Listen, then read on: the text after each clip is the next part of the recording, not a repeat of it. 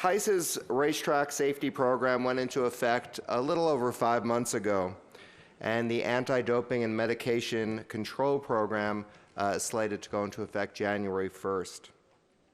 One of HISA's priorities, at least as they expressed it to me, is to continue to be responsive. They want to make sure they're helpful and transparent in all of their communications, whether it's with horsemen or other stakeholders. So today, they'll discuss some of the most important information that racing participants need to know and look to answer your pressing questions about the ongoing implementation of HISA rules. So with that, I will turn it over to the HISA and HIWU teams. Thank you, Robert. My name is Ann McGovern. I am the Director of Racetrack Safety for HISA, and I'm joined today with Dr. Stu Sover, who is our Chairwoman of the Racetrack Safety Committee. And Ben, I'm going to let you introduce your team when we get to the HIWU portion of the event. As of now, Sue and I realize we're kind of the warm-up act for the main event, which is Ben and his team. But there are some important racetrack safety items we wanted to pass on to you and let you know where we were focusing on for 2023. So let's start with, we have to do the slides, don't we? Okay. So one of the items that our safety regulations focus on is data collection, and we feel that it's, sorry. Now, it's always been a key component for the Racetrack Safety Committee, and it's allowing us to identify and focus on injury-reducing practices that will be guided by the data, and it'll evolve as we gather more and more data information. And it'll allow us to recognize change and react to those changes quickly. It will also allow the industry to change the way we currently approach research. Now a research scientist will come to a funder and ask for a project to be supported. With us collecting the data, we as an industry can determine what research we would like to focus on and not be dependent on, and then send that out and ask for, well, actually, we can do it ourselves, and take that data and do the research that the industry is asking for. And Sue, you are an expert in data research, if you want to comment on that. Well, thanks, Ann. I just want to emphasize the importance of the information that we're asking the industry to provide. With HISA's rules, it's important that we understand what's happening at the industry level, and that data provides that information. As you'll see today, it gives us guidance on where we might be able to enhance programs, enhance rules to further enhance equine safety and welfare of the industry. So we're looking at that to guide research that will directly impact and make a change in the industry for the better. Some of the interesting data that we've gathered so far have to do with the regulation violations and with voided claims. So let's start with one of the most talked about regulations is our crop use rule. What we have found with the data is that the jockeys have been able to comply with the rule, they've adapted, and the vast majority of jockeys have been able to play by the rules, and when we look at the data, less than 1% of individual jockey rides have resulted in a crop violation. We've got a slide here to show you how that comes out when you look at from a data standpoint, and I'll let Sue talk a little bit about that. Yeah. So here you're looking at each week for the calendar year, 27 through 45 would be the latter part after HISA implemented the rules. We're looking at the number of jockey rides by week in the orange bars, and the gray, the gray circles that are joined by lines are the percentage of rides that had a crop infraction. And for a large number of rides, if you look at that gray bar and the scale on the right-hand side, you can see that less than 1%, in fact, often only 0.5% of those rides have a jockey crop violation associated with them. And this next pie chart breaks down of that less than 1%, 64%, again, less of that 1%, were just one rulings. These jockeys, 64% of them had one ruling and didn't have any further rulings after that. The remaining portions of the pie show the number of jockeys and the percentages that had more than one ruling. Yeah, the take-home message from this is once a jockey has a violation and is recognized that a violation has been committed and that the rules being enforced, they learn from the process and they're no longer committing violations. So we also looked at data as it affected race times and handicapping. It was one of the comments that we had heard from the industry, oh, this is going to affect handicapping and handicappers won't like it. So what we looked at, what you see on the slide now, in the blue bars are the times by races by distance. So this was from July 1st to October 31st, 2021. We also looked at that same information for 2023 when the crop rule was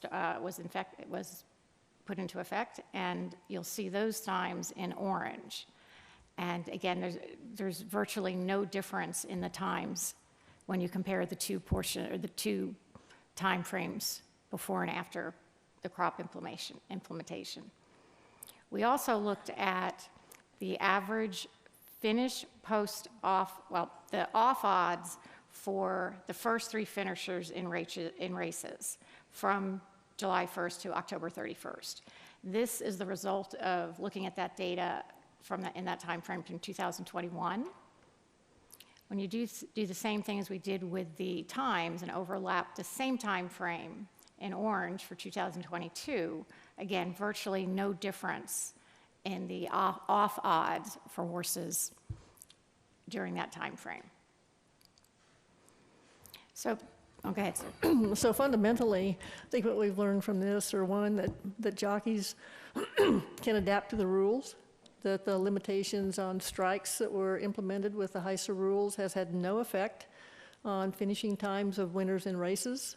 The times are either the same over distances, or the only statistical differences were when the times were actually faster with the new crop rules. So that horse winning times are no different with the new rules, and as far as the handle and betting odds, there have been no difference as well. So another area of interest to us especially was the void claim rule. It was new to some jurisdictions. Many jurisdictions already had a void claim rule in place, and again, new to some jurisdictions. But we felt it was a really important rule to unify and make a national rule. It allows horsemen an extra level of confidence when they're claiming a horse. And importantly to us, we're hoping that this will encourage horsemen to give horses that may need a little bit more time off to recuperate from a minor injury, give them that time before they try and race them back in a claiming race. So what you're seeing now is based on claiming prices, the number of voided claims. So the largest bar there that you see is for $5,000 claimers. So what this is showing you is that the largest number of claims by price was in the $5,000 claiming range. Now this chart alone may not tell us a lot more than what we might expect to see, but when we look at this over a period of time, we want to look at this as a percentage of claims as a proportion to the number of races run in that category. We don't have enough data to do that as well as we'd like to right now, but it'll be interesting to see if, for example, that number of claims in the 5,000 category is double the number of claims in another category, or it changes over the years and shows us that we should be looking at that and see what that change might indicate. And Sue, I know this is an important one for you. Yeah, this is an example of, again, we need some denominator data here to compare. But if we identify specific areas that we think are problematic, that just gives us a focus on which to try to determine, to understand why this might be occurring, and to see if we can help facilitate making changes or good decisions so that we reduce the number of voided claims. Because these voided claims are usually a result of unsoundness, might be a result of bleeding or epistaxis, but that's certainly a factor in equine safety and welfare. And if we can focus on the areas of highest impact, that's how this data leads us to do that. See, I can't really say words like epistaxis without making a mistake, so I want Sue to handle those questions. So for 2023, what is the focus from the racetrack safety side? Our current focuses are on racetrack accreditation. We're not asking, it's required of every racetrack to complete a racetrack safety accreditation audit and have it submitted to us by January 31st. We have developed an online portal and an online audit program document that racetracks can answer the questions that we're asking them and complete the audit.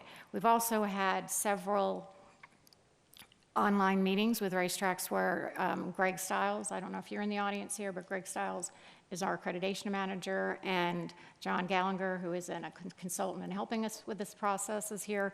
If anybody has questions on that audit, they're here to help you and are in our breakout room. But that process is in place, and racetracks are required to have it finished by January 31st. We're going to be looking at racetracks to show a good faith effort to us in compliance with the rules. We realize some of this is a bigger lift for some tracks than others, and we're willing to work with you on that. However, you've got to show a good faith effort. And in addition to that, we will have accreditation teams that start in the beginning of the year going out to tracks and visiting them and following up on the audits and basically auditing the audit. In addition to racetrack accreditation, we are looking at spending an awful lot of time on continuing education for stakeholders. We'll be identifying current and existing programs and looking at them for approval, as well as developing our own content for individual stakeholders. So that's what 2023 is looking for at the moment, looking like for us at the moment. And Sue, did you want to add any closing remarks? The education part just reminded me to thank the RMTC for their help in developing the vaccination and health certificate webinar that, if it isn't already out, is forthcoming soon.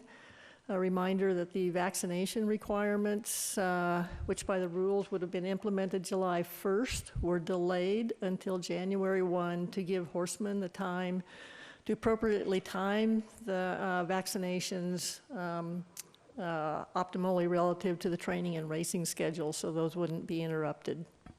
So thank you for that. I believe we'll be taking questions at the end of this presentation, so I'm going to pass this over to Ben, who is running our HIWU division, and I'll let him introduce his team. Thank you, Ann, and thank you, Dr. Stover. Get the spreadsheet or the PowerPoint up, if we can, please. Thank you. First of all, my name is Ben Mosier. I'm the Executive Director for HIWU, or the Horseracing Integrity and Welfare Unit. I'm excited to be here today. Thank you for Robert and the team for having us.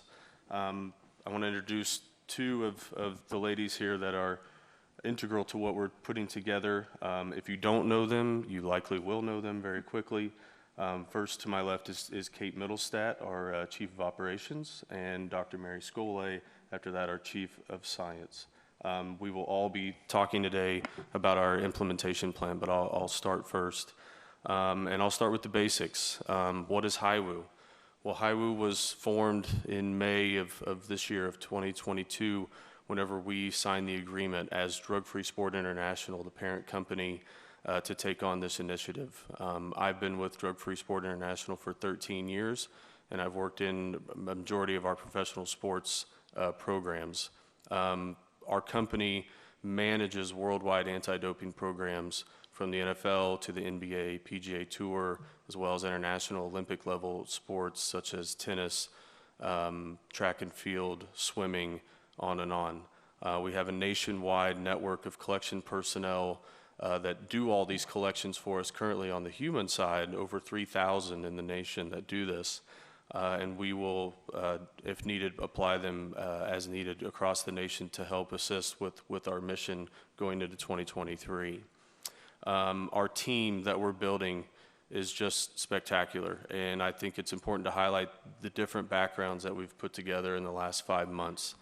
Right now we have anti-doping experts, we have horse racing experts, we have veterinary science, education and training, compliance and policy development, investigations, legal, results management, and on and on. And every one of them are working tirelessly as we get towards the implementation date of January 1st.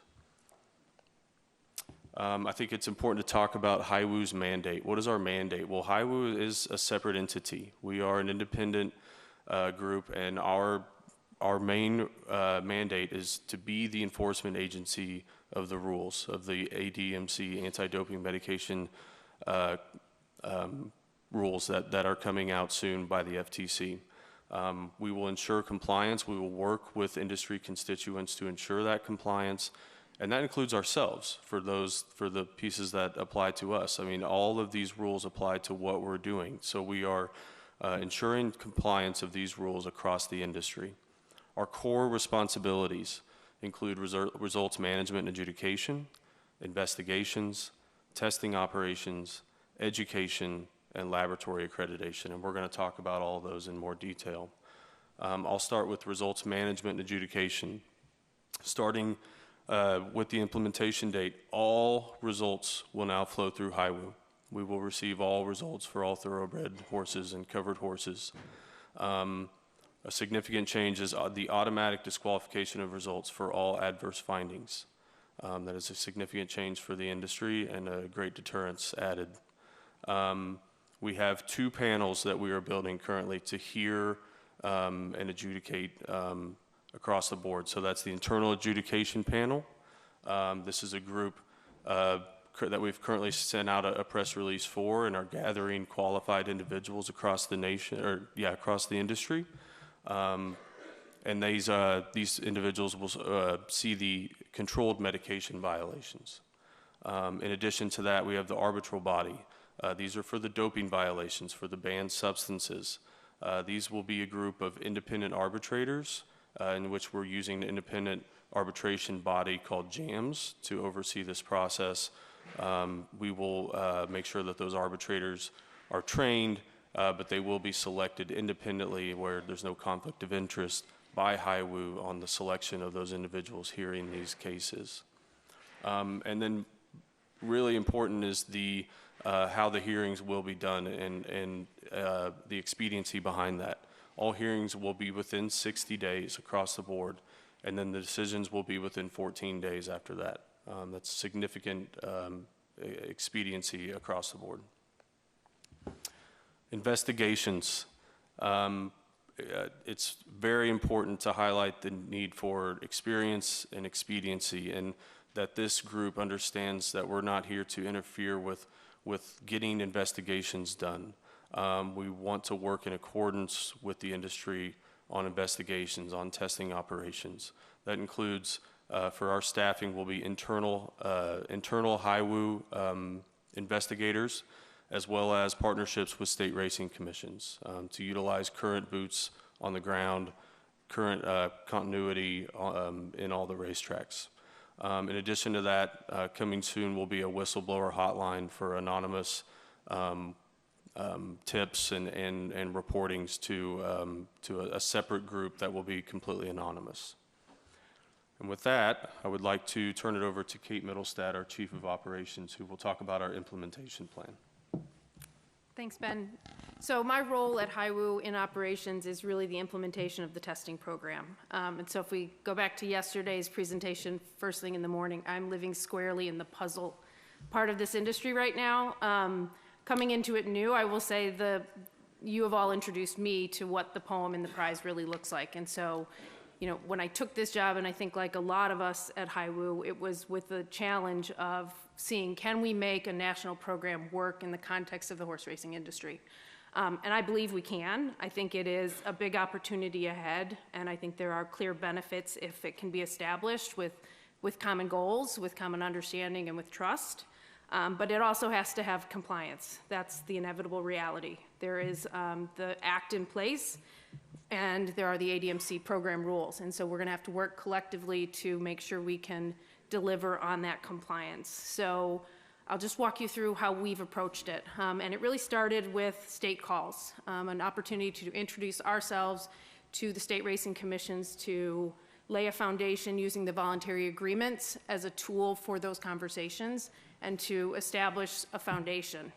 From there, it's about on-site visits. It's getting to the tracks, meeting with the vets and that are doing morning works, that are doing vet works, that are doing out-of-competition testing first thing in the morning, meeting track officials, meeting race officials, stewards, and investigators, and obviously meeting with the test barn staff and following the horsemen and the horses from tagging through the completion of the sample collection process and seeing how the chain of custody is handled within each test barn.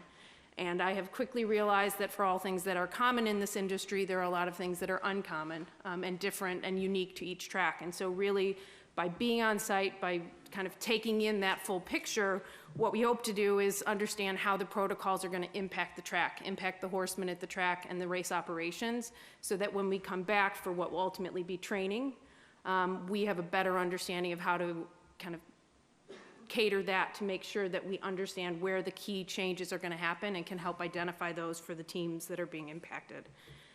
We then will come back for essentially training. We have an obligation to provide training and certification to the sample collection personnel. So that is test barn personnel, as well as any vets that are doing morning work, testing for vets list work-offs, anybody doing TCO2 testing, and those we will engage for out-of-competition testing. So we want to make sure that our training is covering the full scope of those who we want to be part of collection of samples for the ADMC program, so that we know that they're able to operate in compliance as well. When racing starts, it's our intention to have staff on site for the first few days of racing and then as often as needed thereafter, but we're not going to just provide training and walk away and say, go get this right. We'll be on site to support the staffs for the first few days of training or of racing. So they're in the morning, again, helping the vets through the vets list work and then through the test barn procedures at the end of the day. We're going to staff a test barn support team. So they will be accessible to you when your tracks are running. So that means, early morning on the East Coast till into the evening on the West Coast. One number to call. They'll have a lot of the answers, and when they don't, they'll know how to get a hold of the staff that do have the answers. So again, making sure that the people working in the field doing this work on our behalf are supported and have the information they need. Training will continue, obviously, ongoing. Certifications will be renewed, but we will work with the test barn, and then we will obviously expand education to the horsemen and to others in the industry that need it, and I'll kind of come back to that in a subsequent slide. But just to give some insight into what our program is, I think it is important to understand it's a national program. All testing has to now be under the authority of HIWU, and that kind of starts with testing and, as Ben said, continues through results management. So it's a change in authority, but I think there's a lot of opportunity to work with the tracks, to work with different organizers and make sure that we are delivering a program that really does meet the needs of the industry. We want to make sure that we're developing a plan that is informed. The strategy of anti-doping and the strategy of controlled medication and the deterrence versus the detection. Both are going to be really important, and both kind of take on a unique place in how we develop the testing program, looking beyond just the number of tests, but kind of a realization that there's quantity and there's quality, and we're really going to look for quality. We want every test to matter and to have an impact in the industry. So we'll use information, we'll use intelligence from the track, from the horsemen, from the vets, from the scientific community and the labs who will be important partners in this, and ultimately from the investigators on site, as well as the information we're collecting and analyzing within our own offices to inform how we develop and really improve, hopefully, what we call the test distribution plan. So who we're testing, when and why is going to be really important to us. The integrity of this whole process really does start with sample collection. So I think the operations in the test barns are critical. And we know that there is a need to kind of support the ongoing recruitment of vets and the ongoing recruitment of test barn personnel. We appreciate that that is a challenge for a lot of states right now. And it's something that we're keenly aware of and want to support because in my opinion, you know, understaffed and under-resourced test barns kind of create the first kind of weak point in what ultimately needs to be a really tight system.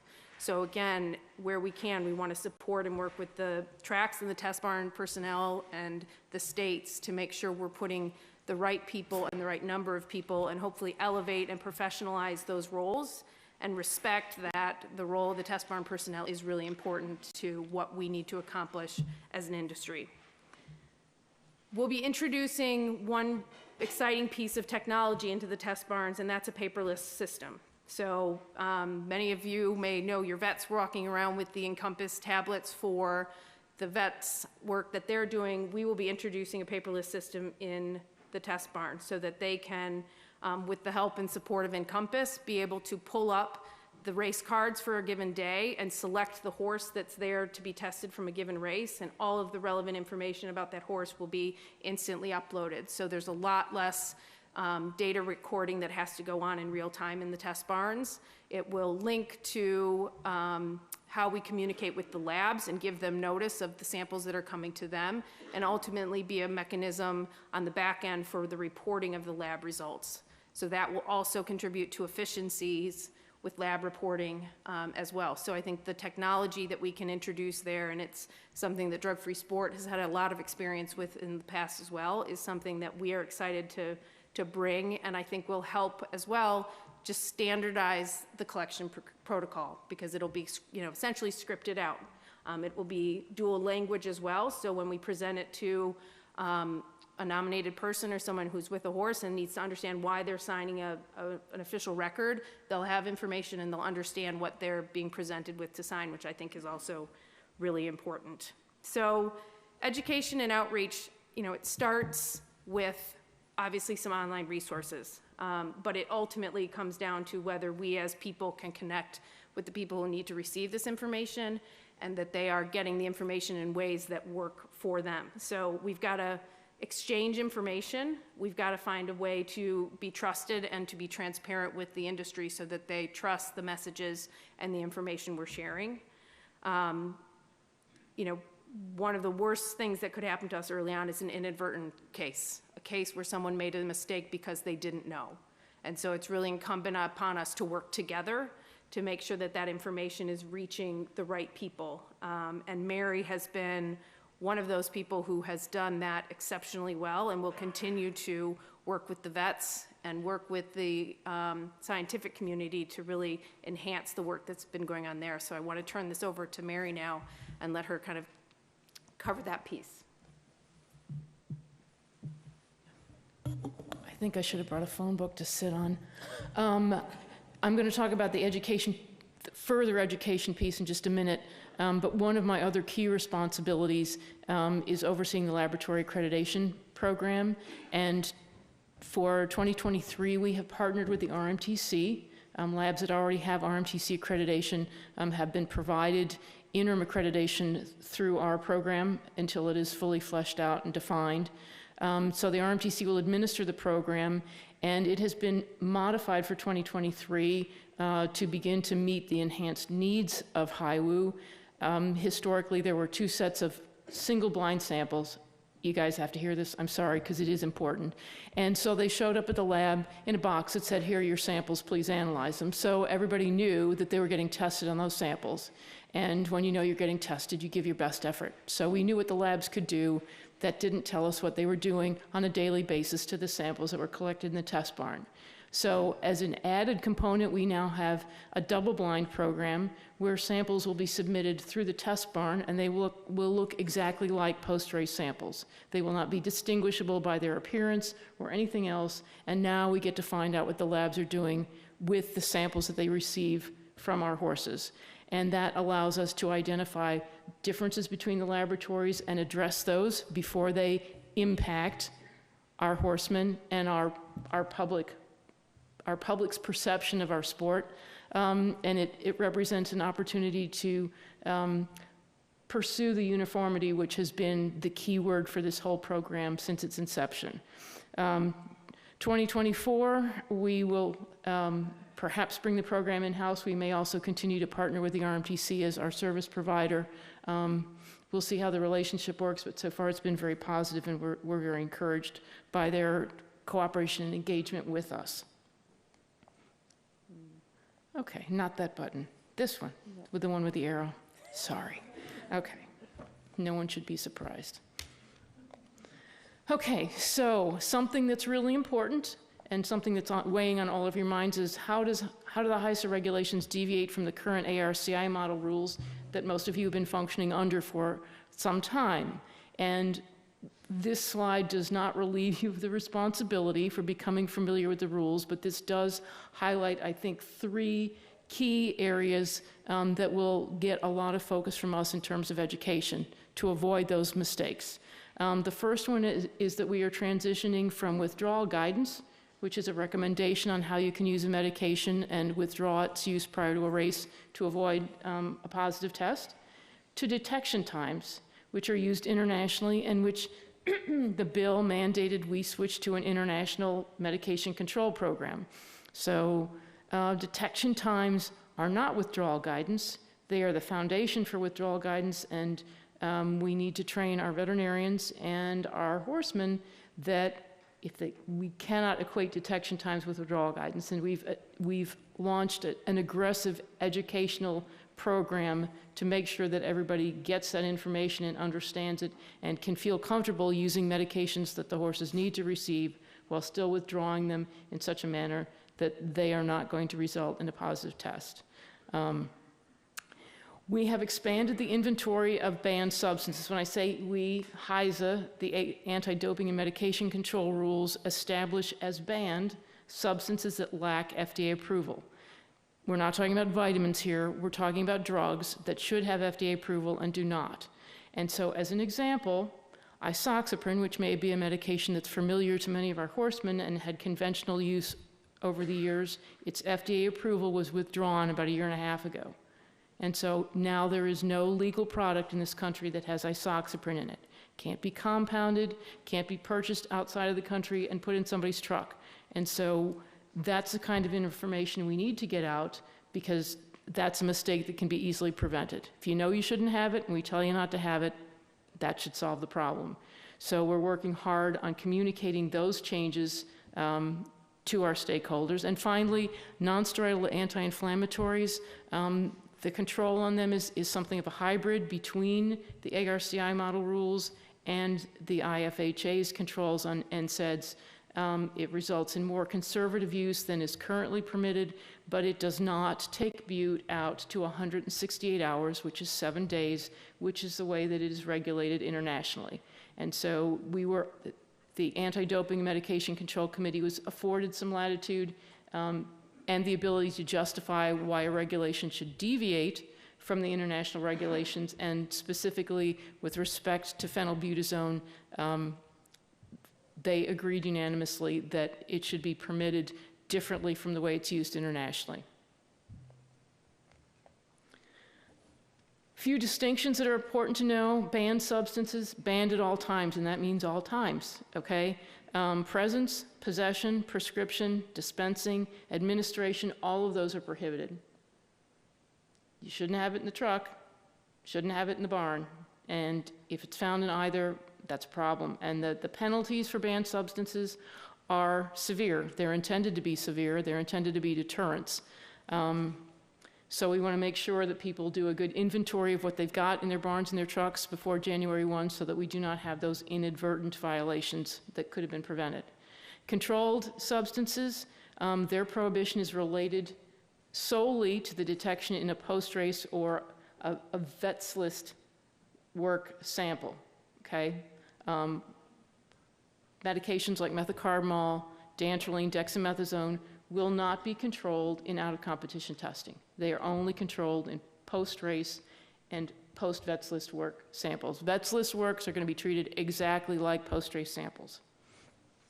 And then there's a subset of samples, some banned and some controlled, that are identified as specified. And this is consistent with a policy or a protocol that's been used by the FEI, where a number of substances have been identified as most likely being present in the horse as a result of exposure through unintended sources. In other words, a component of feedstuff, example would be ractopamine, or perhaps you all recall scopolamine and Jimson weed in hay. Those are specified substances acknowledged to most likely be present in the horse because of unintended exposure through those known sources, and those cases can be investigated prior to a trainer being notified of a violation, and it's possible that if there's evidence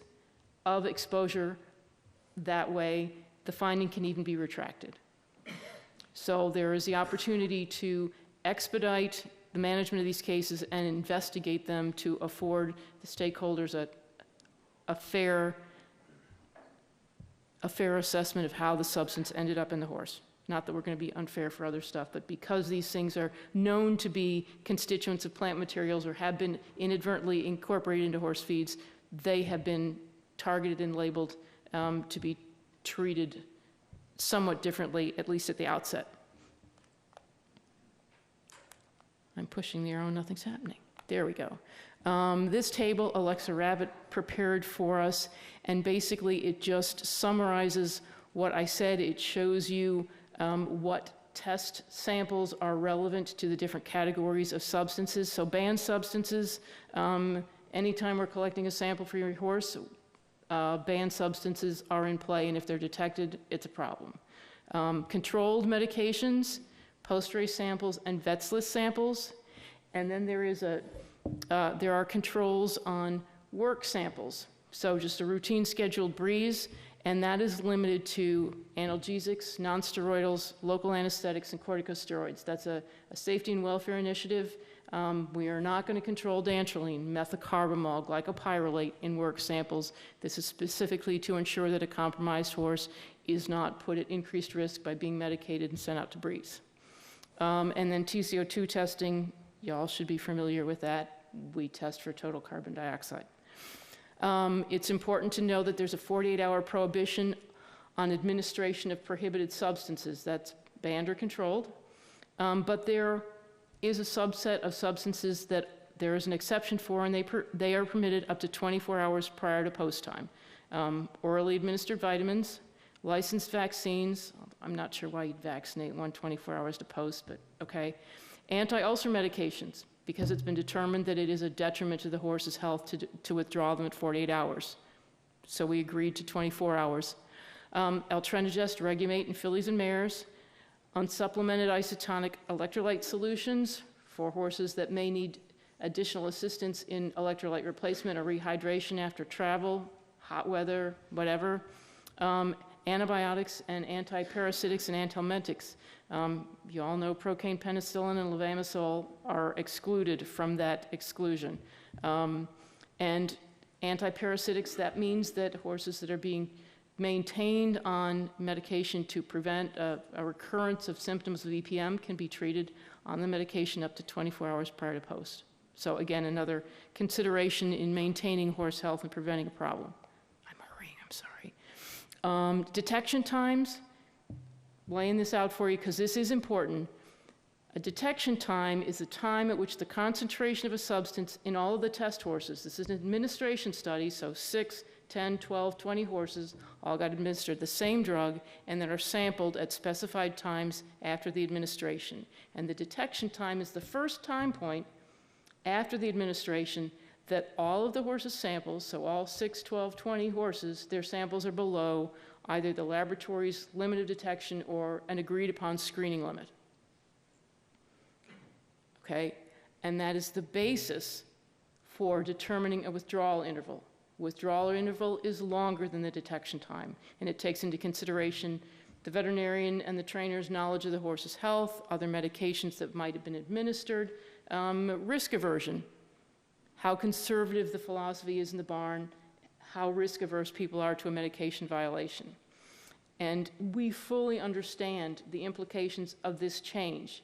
This is a sea change for our veterinarians and for our horsemen, and we are committed to making sure that this message is delivered and people can comply with the regulations. There's absolutely no fun in catching a dolphin in a shark net. So it is very important to us that we get the message out so people can understand the difference between detection times and withdrawal guidance and apply their withdrawal interval appropriately. And then to that end, we've got a really aggressive education strategy. We've been having weekly calls with racing regulatory veterinarians now for 7 weeks, I believe. And just Monday, we started issuing educational pieces. There'll be 2 each week. The first one, Alexa, what was the first one? Detection times, because they're important. And then there's one on Lasix that's going out in the next day or so, and we'll do 2 a week. They are going to everybody who's registered with HISA as a veterinarian. So if you're not registered with HISA, this is a good time to do that.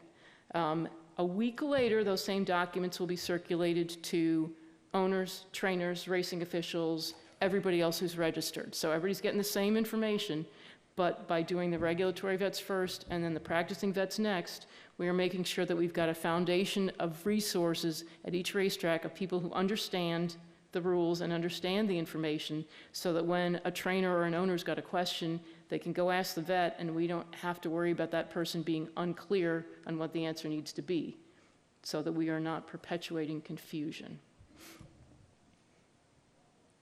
Is that it? I think I did it. I can't see. So, today's take-home message: uniformity. We've all wanted it. We've wanted it for years, and this is our chance. It's good for the horses. It's good for the humans. It's good for the industry. It's good for our public persona. We need it. We all know we've needed it for years, and this is a big chance, and I'm excited to be part of this. Happy to take any questions. Thank you, Mary, and thank you for the gentleman clapping up front. Feel free to follow his yeah, we are here for as long as we need to be here to answer questions for either HISA or HIWU. So there are microphones on either aisle, and if anyone would like to ask a question, feel free. Okay, good. It sounds like we did a good job. We're good, huh? Well, for those that might have questions they may not want to answer in front of everybody, we do have a breakout room right outside that exit door. It has a HISA HIWU sign, and we'll be there as long as we need to be to answer questions. And we all appreciate the opportunity to be here, and thank you for your attention today. I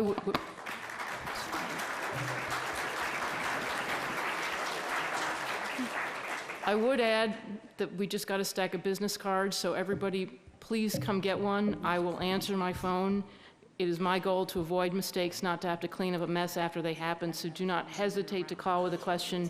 If I can't answer it, I'll find the person who can, and we will make sure that we're working together to make this go well. Educational documents? Sorry. Well, thank you so much for the panel. We appreciate it. Are you sure there are no questions out there? We're good? All right. We ended a little bit early. The bar will be open at 4:45, so hopefully they'll sneak open a little bit before that for you guys. And just a reminder that the next year's symposium is December 4th through 6th, so we appreciate you coming back. And for those of you who didn't hear, we had 563 attendees at this year's symposium, so really good. So thank you so much. We appreciate it. We appreciate all the speakers and their willingness to help us. Thanks.